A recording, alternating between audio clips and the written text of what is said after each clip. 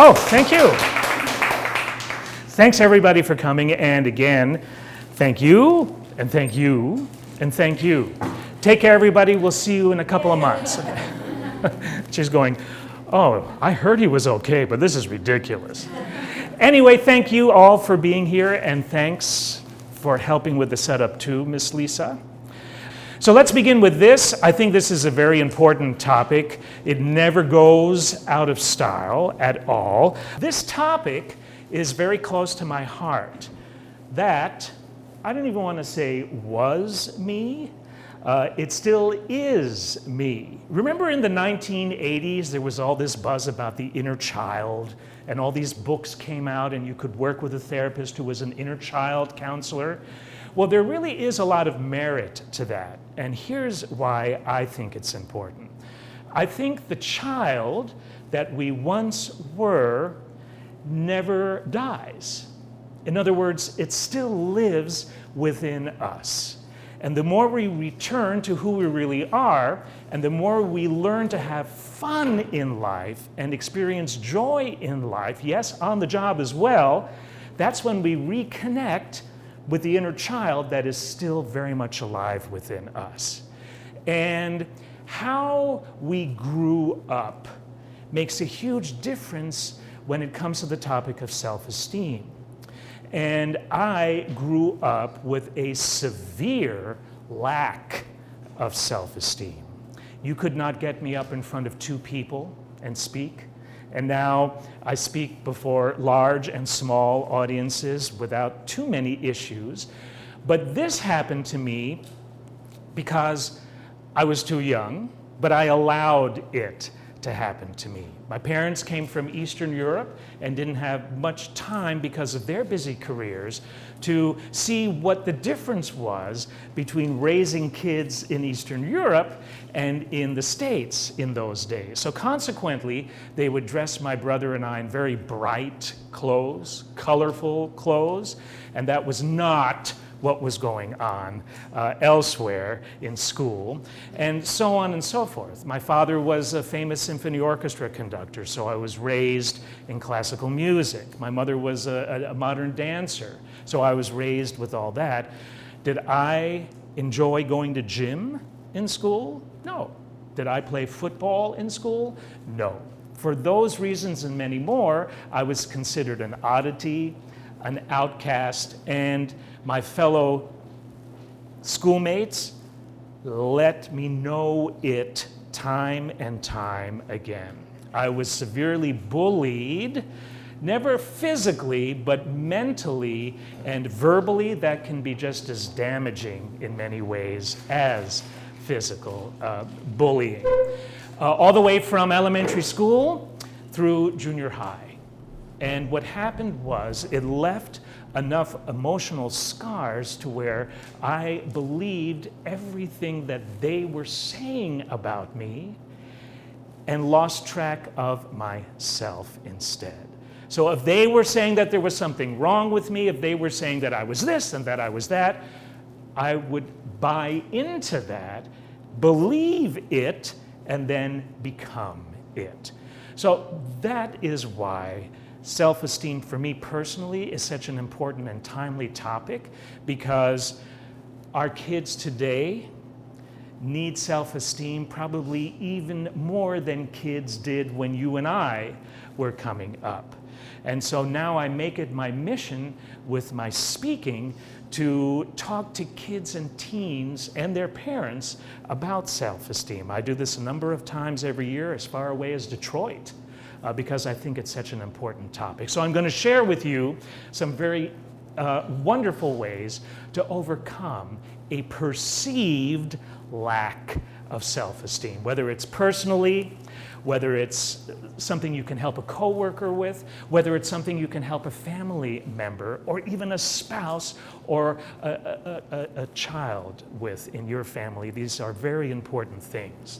So it's all about turning a perceived negative into a positive. Remember I told you one of the major things that I was teased about when I was a kid? Wearing bright clothes. So now I do it, not as a revenge topic, or issue to say, ha, ha, ha, look at me now. No, this is me. So why the hell wouldn't I be that? Because unselfishly, non-egotistically, if there is such a word as that, it's not about them. It's about doing what feels good to me. Damn the torpedoes, full speed ahead. It's Bette Midler that says, well, I won't use the actual word that she uses, but the hell with them if they can't take a joke. This also became an even more of a pertinent topic for me as recently as last week. I had finished doing a seminar like this in another part of town, and there was a supermarket nearby on my way home that I usually like to stop at to pick up some items. And I'm getting out of the car in the parking lot, and you know how you just notice people? And sometimes the first thing you notice about a stranger is that, wow, that's a very good-looking guy. Oh, that's a beautiful lady. Well, there was a beautiful lady getting out of her car in the parking lot, not too far away from mine, and she was going to do some shopping in that supermarket as well. And I thought, oh, she's stunning, stunning. And so she's ahead of me, and she's going to cross the busy area of cars to get into the doorway of the supermarket. And there are those speed bumps where she has to cross from the parking lot to the front entrance of the supermarket. And I took my eyes away from her for a minute, and then I look back and I see her take a terrible fall because she had tripped on one of those speed bumps when she was trying to get onto the pavement to go into the supermarket. And there she is, laid out in the street there, by the street bump. And so she's so stunned that this happened that she manages, while she's still sitting, to sit then on the curve of the pavement, right in front of the supermarket. And she's just sitting there. And so I'm walking towards her, and I say, excuse me, are you okay? She goes, yeah, I guess it looked worse. It's not as bad as it looked. And I said, okay, but can I help you up? And she goes, yes, please, that would be great. I have a bad knee anyway. And so I offer her my hand, and she takes it, and she starts to put her weight on my palm to get up. And then she looks at me and she goes, I am so sorry. And I said, why are you sorry? And she said, well, I should be losing more weight. I'm sorry, I'm so heavy. I said, you're not heavy at all. You can apply more weight if you want. This way you'll get up faster. And she goes, okay, but I feel terrible. And I said, why? And she goes, because I shouldn't be this weight. And so she gets back up, and I said, are you okay? And she goes, yeah. And I said, do you need help getting into the supermarket? And she goes, no, I am so sorry. And I really wanted to say, you have nothing to be sorry about. And then she went in. And she was okay. I ran into her a couple of times by the frozen food section or whatever, and that was fine. But I started to think about this, and this is the closest image I could find of somebody that looks like her, of course, without the glass or bottle or whatever that is. And I thought, wow, another case of a lack of self-esteem. Imagine saying that to a stranger in a parking lot after you've fallen, apologizing for the way you look, saying that you don't feel comfortable about your weight. I mean, there was a list of things, and she felt horrible about it and ashamed and embarrassed. And I so didn't know her, but I so wanted to just put my arms around her and say what I wish someone would have told me when I was young. She was about my age. But if somebody had told me, hey, you are beautiful just the way you are. Don't change a thing, and for God's sake, don't be ashamed of who you are or how you look. Why? Because it's who you are and how you look. Wear it Proud. Walk with it proud, even if you fall on your ass. But of course, I didn't. But the first thing I noticed about her when she got out of her car before she fell was how beautiful she was. I wish she could see what I saw. And that's another reason why this presentation is so important today. So this is what we'll cover. We'll talk about what self-esteem is, the case for self-esteem or lack thereof, 3 surefire ways to supreme self-esteem, effective ways to overcome low self-esteem, and questions or comments along the way. If you have any, please don't hesitate to speak up. Many of you know that I maintain a presence on Facebook, and if you are a friend of mine on Facebook, or if you like my other Facebook page, you'll get a daily Robertism every morning. And here are some daily Robertisms. These are original motivational quotes that I've come up with. 1 per day to help people have a better day, or to sleep better at night. And here are some Robertisms that I've pulled that have everything to do with the topic we're going to discuss today. An outcast, if you've never fit into anything anywhere, consider that to be a blessing, not a curse. Are you not accepted because you're different? Love yourself enough to always, in all ways, stand tall. Never sacrifice a centimeter of who you are. You might not be able to change it, but what you can do is change your reaction to it. And the thoughts you choose to think about today create the reality you will experience tomorrow. So, in the case of the lady who fell, look at what she's constantly telling herself, how she's talking to herself within herself habitually. Thoughts become things. So, I like to do this a lot with these seminars because I think words are one thing, but images really do communicate just as powerfully or even more. Concerning the topic of low self-esteem, sense or be aware of how you feel about the following images.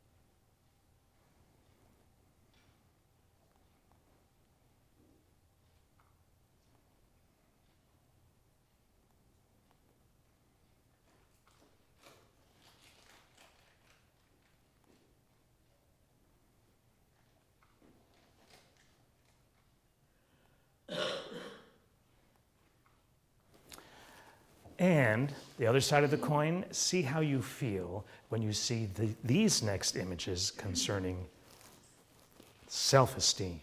Self-esteem.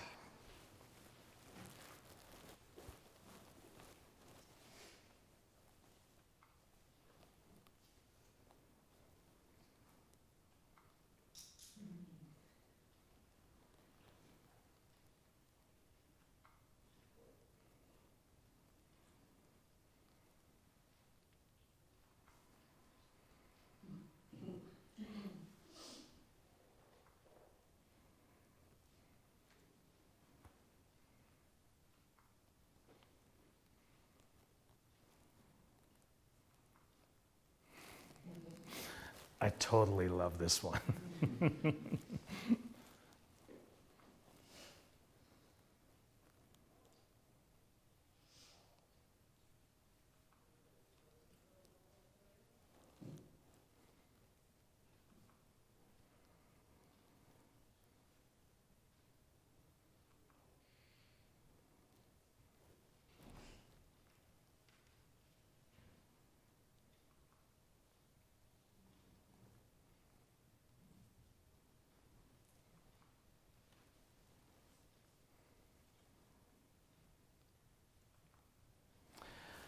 So what you were experiencing while you were looking at these two sets of images is actually how the process of manifestation works, because you're creating a feeling based on what you're seeing, so that's the stimulus.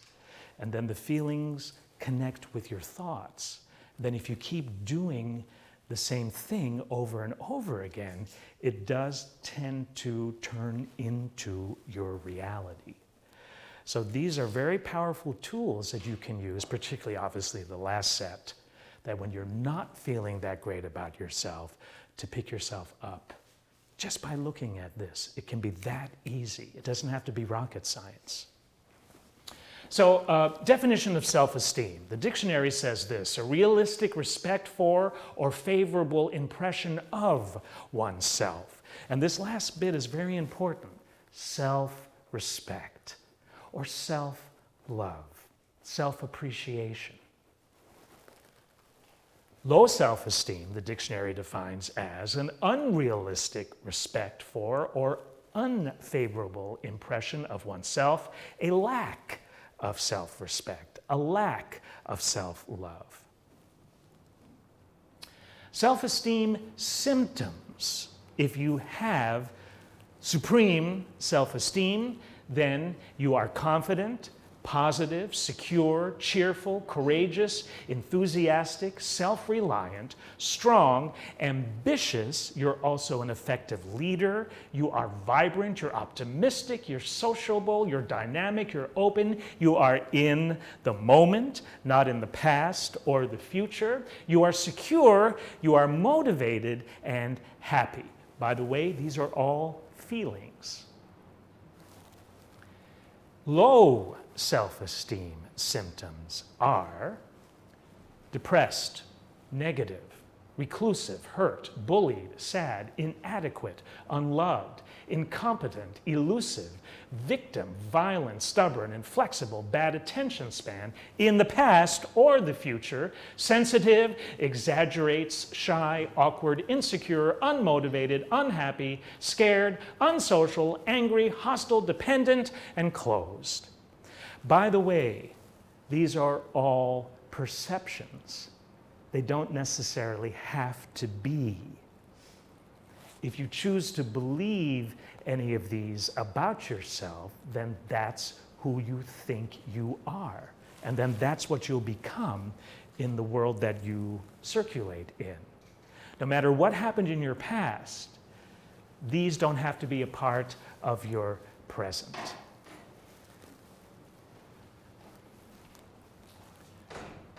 So where does self-esteem come from?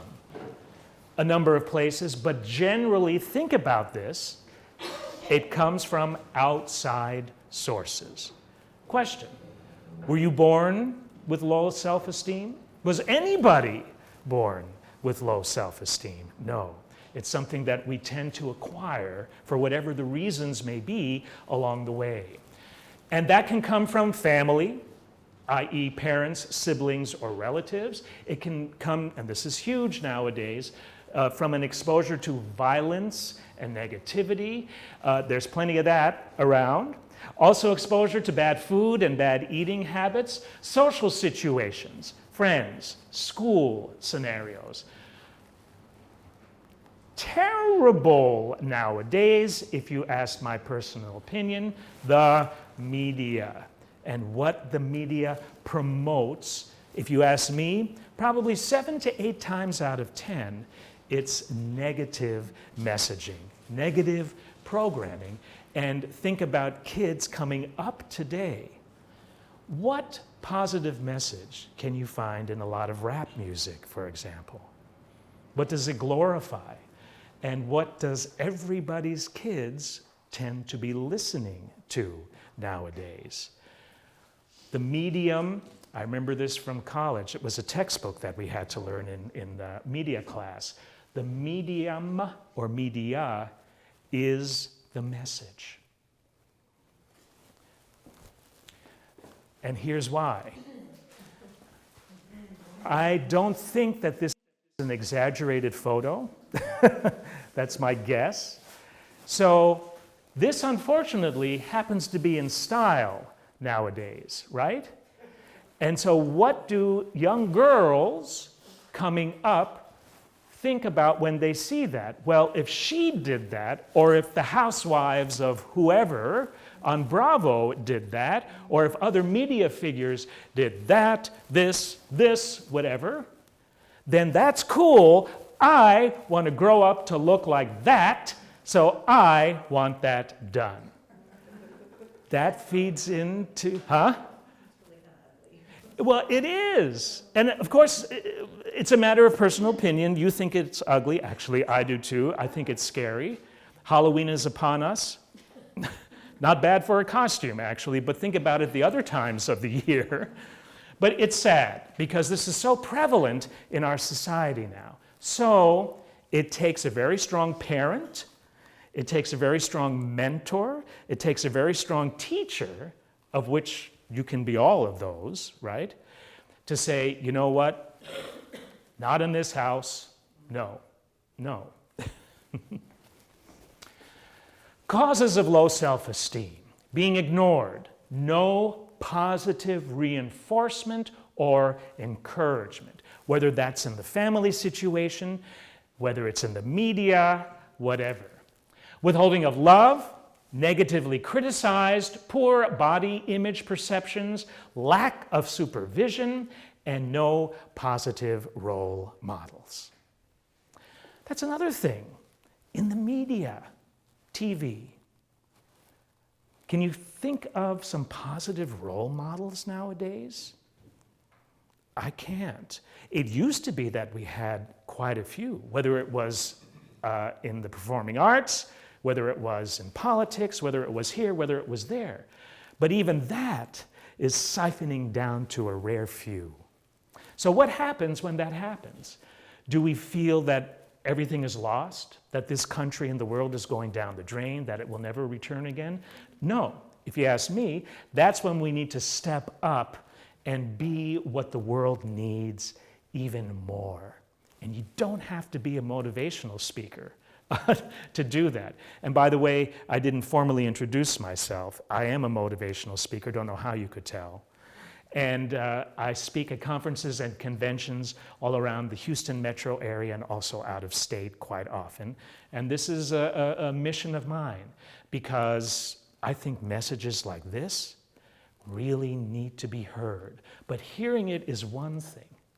Doing something about it and being the positive aspect of this so that others can follow you even more is what this is all about. So please don't leave whatever you may have resonated with here today here.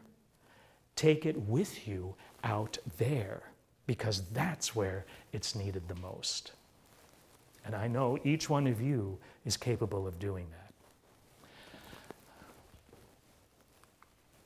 So any of these things constantly reinforced in a habitual pattern will create low self-esteem to where the person thinks that that's all they are. And this is when it's first prevalent. Low self-esteem is first prevalent, as you can probably imagine, in childhood. Then it goes into adolescence. Studies have shown particularly for girls.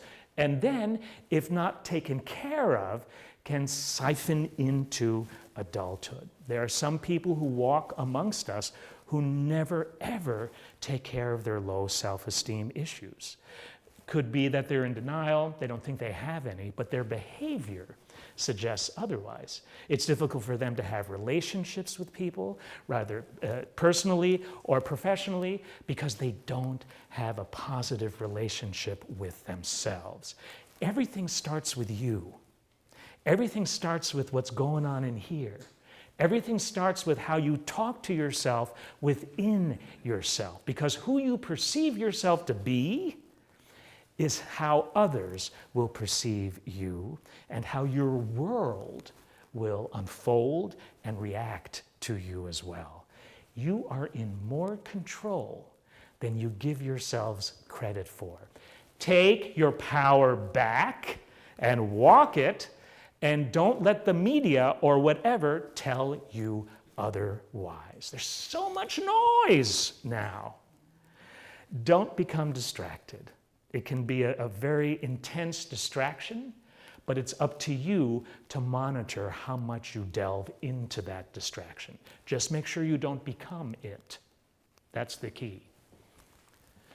So how does low self-esteem happen? This is actually the process of manifestation as well. A message is presented.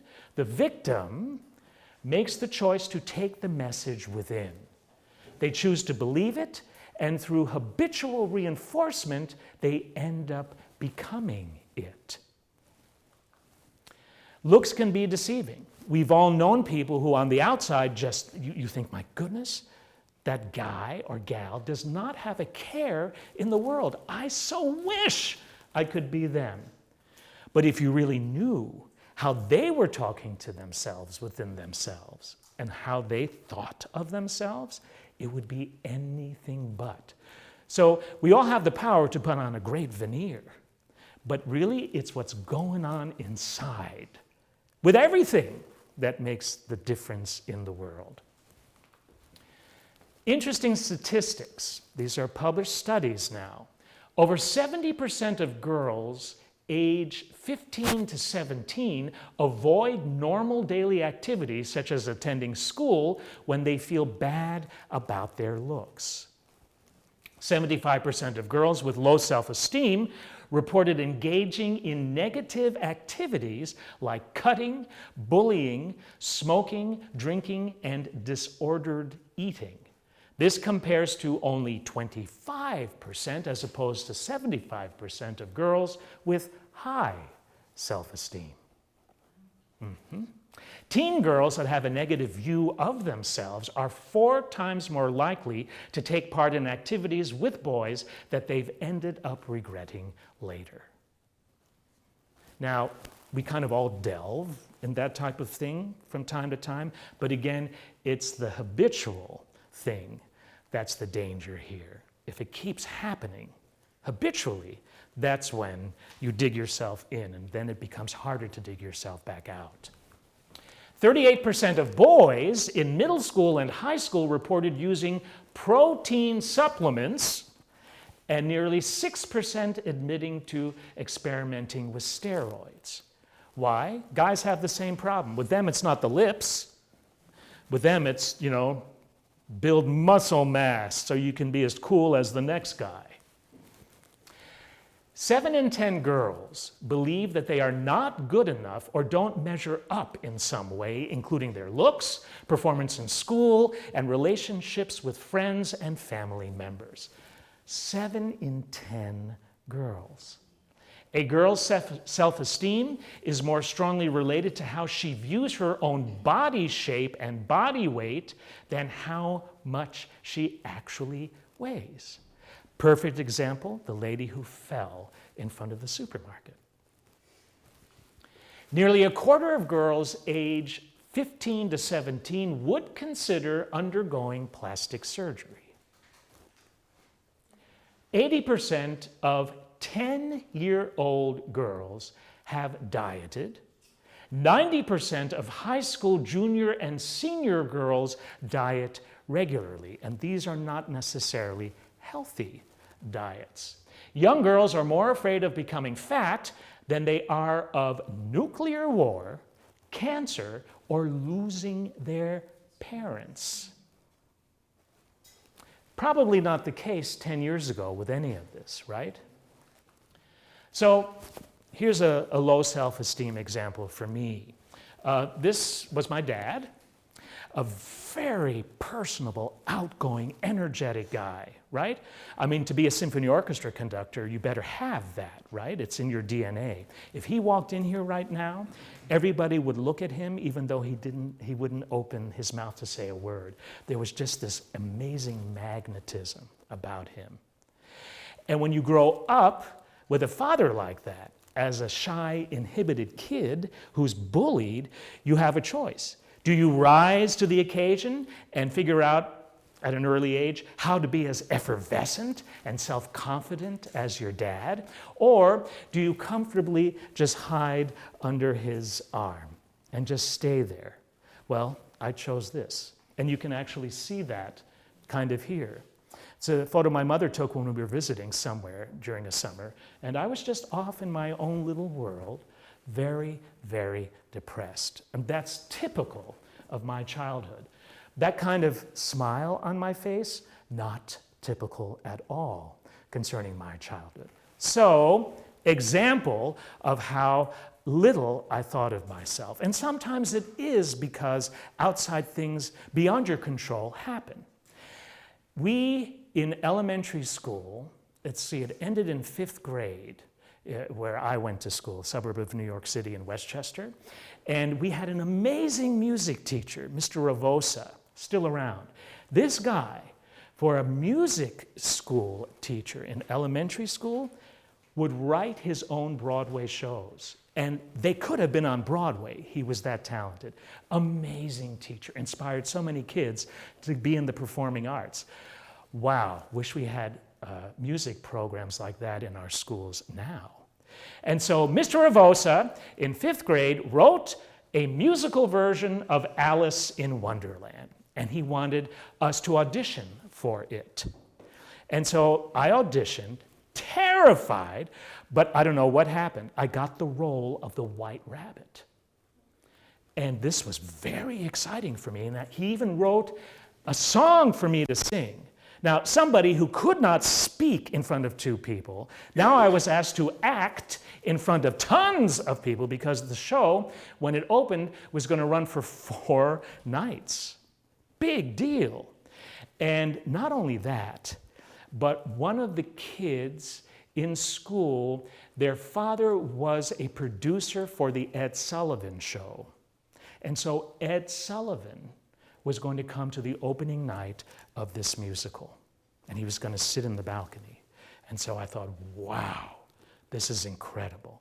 So rehearsals were going great, costumes were made, scenery was made, and our final dress rehearsal, I got ready to sing my big number, and I don't remember what the tune was called, but I'm not going to sing it for you. But I remember the lyric was, "Oh, the Duchess will be angry if I keep her waiting." And I had to hop across the stage singing that, right? And so I'm doing that, and I'm looking, because I noticed someone else on the stage with me, and there's Jonathan Spector, dressed in a white rabbit costume just like mine, singing the song.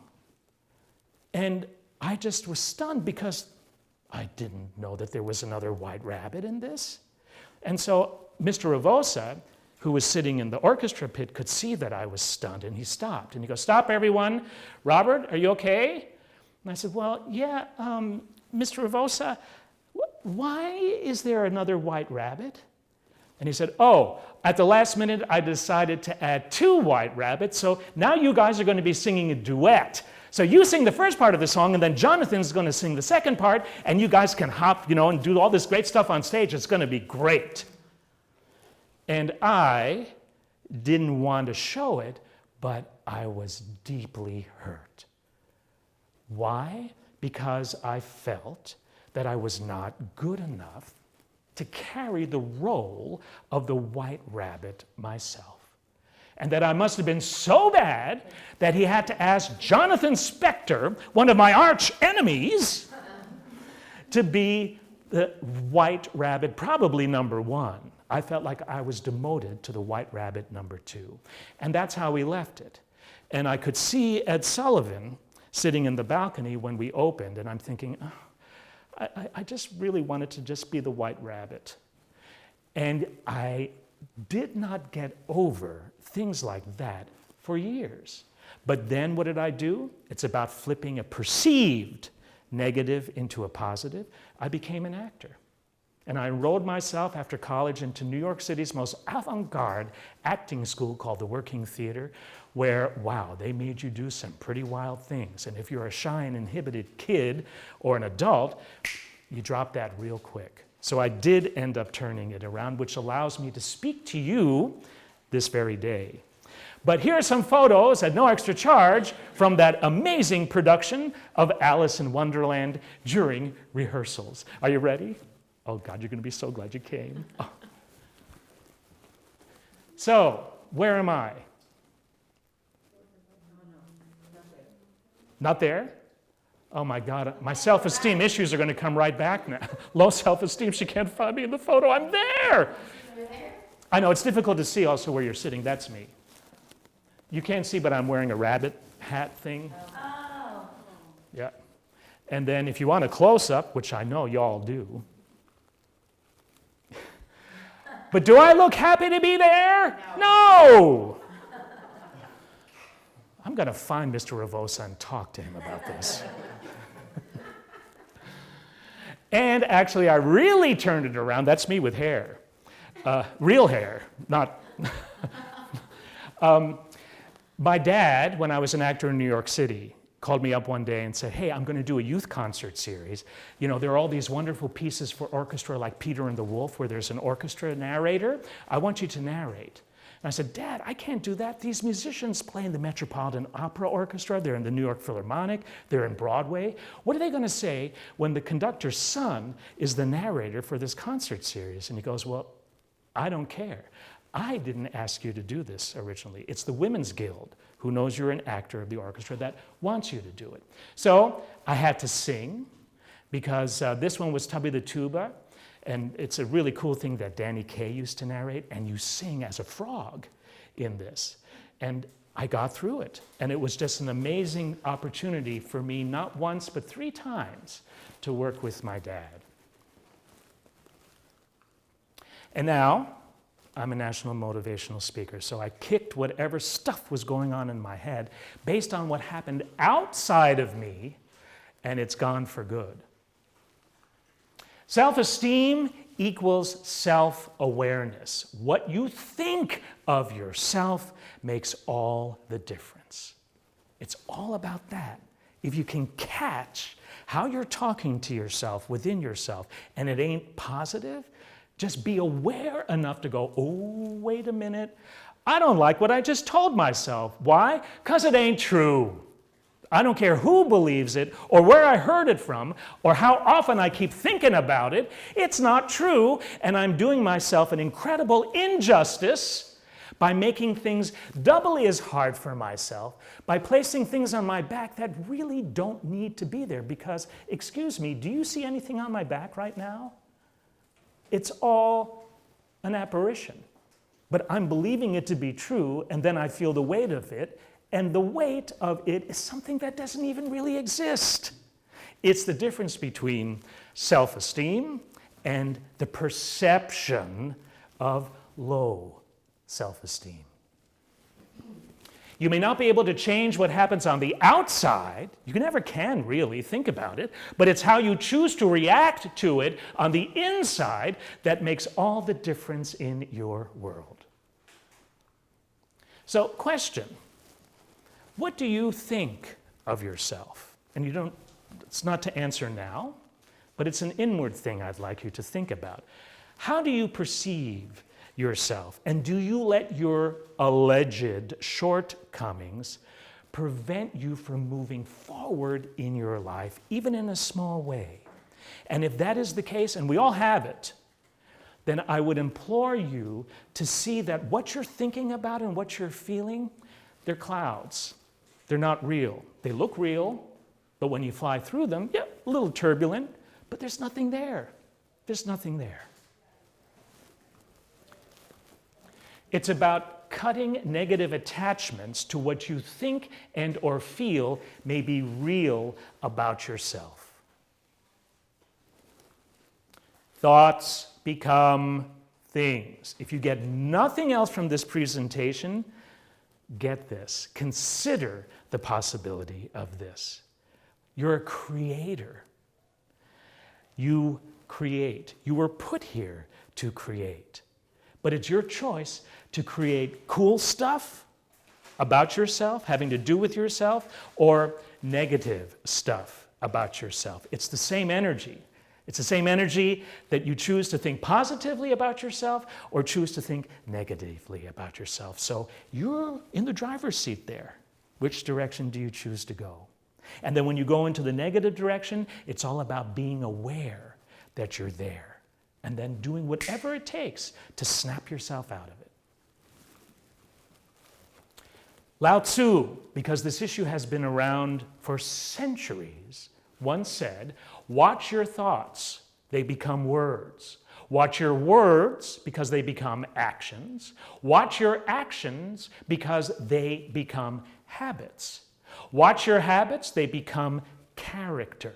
Watch your character because it becomes your destiny. Ancient China. That's how long we've been wrestling with this topic. And you know why?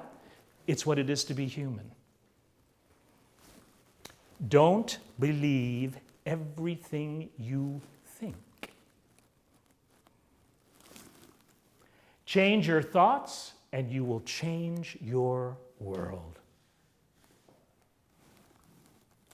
Who is your own worst enemy? What savvy souls you are. Yeah, little you, not big you, because little you happens to be your mind chatter. Your mind is chattering away right now. The question is, do you buy into it? And do you believe that you are nothing more than your mind chatter? I'm here to tell you that you are so much more than your mind chatter. How real is your mind chatter, by the way? Are you the thoughts you think, or might you just be thinking those thoughts? I'll say that again. Are you the thoughts you think, or are you the one who is thinking those thoughts? It's about control, because you are thinking them as opposed to buying into every thought that you think, thinking that that's who you really are. There's a huge difference between the two. A guy by the name of Dean Jackson has said this about that. If you can watch your thoughts, are you the watcher or the thoughts? If you know you are watching your thoughts, are you the knower or the watcher? Regardless of how many philosophical dimensions we explore, we can be certain of this. We are not our thoughts, but something much higher.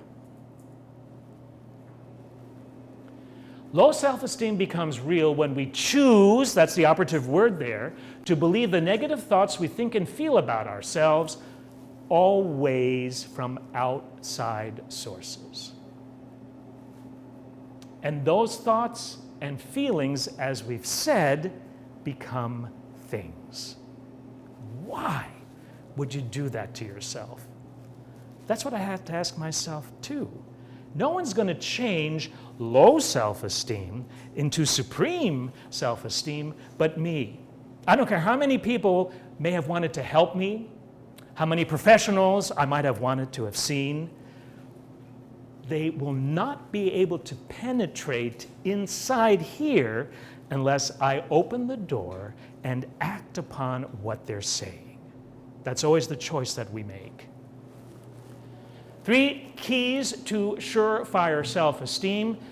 Acknowledge that you have a low self-esteem issue. That's key. It sounds very simplistic, but so many people are in denial about that one fact that they'll never end up touching this point. Make the choice to fix it. Do you love yourself and care about yourself enough to do something about it? And then, ding, ding, ding, ding, ding, ding, ding, get it done. Going through low self-esteem, as we all do from time to time, learn to see it as a gift. Sometimes you really have to feel what it feels like to hit bottom to be able to know how powerful you truly are, so that you can keep moving forward to the next phase of your life. Tools for supreme self-esteem. Character role play. I love this. It's actually a fun exercise that you can do between you, yourself, and you. Be 2 people. Be your inner chatterbox, your mind chatter, and your true self. So it might look like something like this. Robert, this is your true self speaking. I understand you have a couple of low self-esteem issues that you still carry with you from childhood. Mind chatter. I don't know what you mean. I don't know what you mean. How dare you say something like that? Who are you anyway? I and who you really are.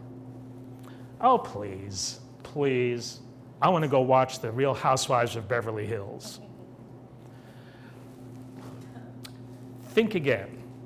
You are everything you think you're not. You are talented. You are here for a purpose. All that stuff that happened to you was then. This is now. Snap out of it. You can do it real quick if you want to. I don't think so. I really don't think so. And then work with yourselves to merge those selves into one. It's a fun exercise. And you know what? You're being your own therapist in the process. Look at the good stuff instead of the bad. Choose to focus only on what's positive and empowering in your life right now. Realize that what you've done happens to be some truly amazing things in your life thus far. How do you feel about doing those things? Remind yourself how truly capable you truly are. Change your perceptions and your emotions will follow. Don't live life the other way and constantly follow your emotions. I'm so guilty of that. Us New York City boys are very emotional people. It's in our DNA, and I have to be aware of that. Many of you hear me speak about this. It's the clouds and clear blue sky technique. That's another tool you can use. So question, with low self-esteem, habitual thoughts and feelings that you may have, I would view those as clouds. And we talked about clouds just a bit ago here. Clouds are not real. When you look up and see a dark storm cloud, it looks very real from down here. And yeah, it's going to rain on you. There's going to be lightning. It'll flood. But no storm lasts forever. Mind chatter, they're clouds. You are so much more than clouds. You are the clear blue sky that is always existing above those clouds. That's who you really are. So which one are you? Clouds. They're always moving, they're passing through. The only way they stay and continue to rain on you is if you think you're the cloud and you become it. Or are you the clear blue sky always above those clouds? Feel what it feels like to be one or the other, and you'll connect with who you really are once again. An I care letter. Write a letter to yourself. Here's one. Her name is Maya. Dear Maya, above all of the troubles, I really love you for who you are. You are a great person. You are someone that people do want to be around. You are great with people. You are a great listener. You understand people very well. Write a love letter to yourself. Believe what you're writing and then read it back to yourself. Or not even, look at yourself in the mirror and connect with who you really are there, no matter what your mind chatter may say, no matter what it wants you to look at when you're looking at yourself in the mirror, and really talk to your true self and let it come from here. It'll flip any negative into a positive quicker than you'll ever know. Positive affirmations. If you put I am in front of an affirmation, I am powerful. I am the model of supreme self-esteem. Keep saying that type of stuff habitually. Another very powerful tool that you can use. Visualization. Maybe if I had felt more confident about the white rabbit role, even though I was in 5th grade, and I was excited about it instead of fearing it, and saw myself, and how Ed Sullivan would have been so impressed just seeing me on that stage doing it and loving what I'm doing, maybe Jonathan Spector wouldn't have gotten the role. Maybe. Look who said this, Walt Disney. If you can dream it, you can achieve it. And look what he was able to achieve based on this saying of his. That's an affirmation. This is interesting before we close. There is something that science is now starting to take a good look at called the 21-day factor, which means this. If you know Dr. Wayne Dyer, he always used to sort of preach this, a brilliant motivational guy he was. He and others have noticed that if you, for example, use positive affirmations or a visualization, and you do that every day for 21 days, that's the key. Can't be 20, doesn't have to be 22, but 21 days, it has a greater chance of manifesting. Interesting. Try it and see. But the key with all of this stuff, folks, is just like the brilliant guy who created that Nike campaign, you gotta do it. We just can't talk about this stuff. What can you take that we talked about here today? If you resonated with maybe more than one thing that you can use habitually in your life to help bring more positive change to your life. And I guarantee you, if you do it, it'll happen in less than 21 days. It's about reconnecting with who you forgot you really were. Noise, distractions. I implore you to stop watching and start living. I think one of the reasons why things are so tense in today's world is we're watching too much TV and believing everything we're told. And then we end up becoming that stuff. And when someone else doesn't happen to believe the way we do, they got to be eradicated. Come on, guys. We're better than that. Unplug the drug. Start a campaign like that, huh? Believing in yourself is the first secret to success. Love this guy. And this picture is very telling because as intense a soul as Albert Einstein was, he had fun in life. He wasn't afraid to be photographed like this. That's my type of guy because he didn't take himself so seriously. And I love him for many reasons, but this is one of them. He once said, everybody is a genius, but if you judge a fish by its ability to climb a tree, it will live its whole life believing that it is stupid. That's the key to the self-esteem issue right there. So, remember, with anything in life, I don't believe it's ever about the destination. It's always about the journey and how you choose to manage yourself as you're progressing down your path. Hated this when somebody first told this to me. It is never about them. It is always about you.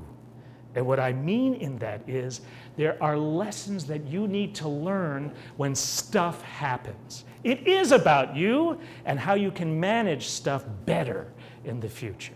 The journey, not the destination. Dr. Wayne Dyer said this, if you change the way you look at things, the things you look at will change. So, in closing, just to put a bow on this amazing package, here are some more Robertisms. I know you were waiting for these. Looking back on yesterday only makes yesterday more important than today. This is actually on Facebook today. Comparing yourself to anyone else takes away from you being you. Only you can get in the way of you. And finally, all you ever have to be, is wonderful, unique, and amazing you. Be it, breathe it, feel it, no matter what anybody else says or thinks. Thank you. Thank all of you for being here. I totally appreciate it, and we'll see you in a couple of months. God bless everybody. Thank you.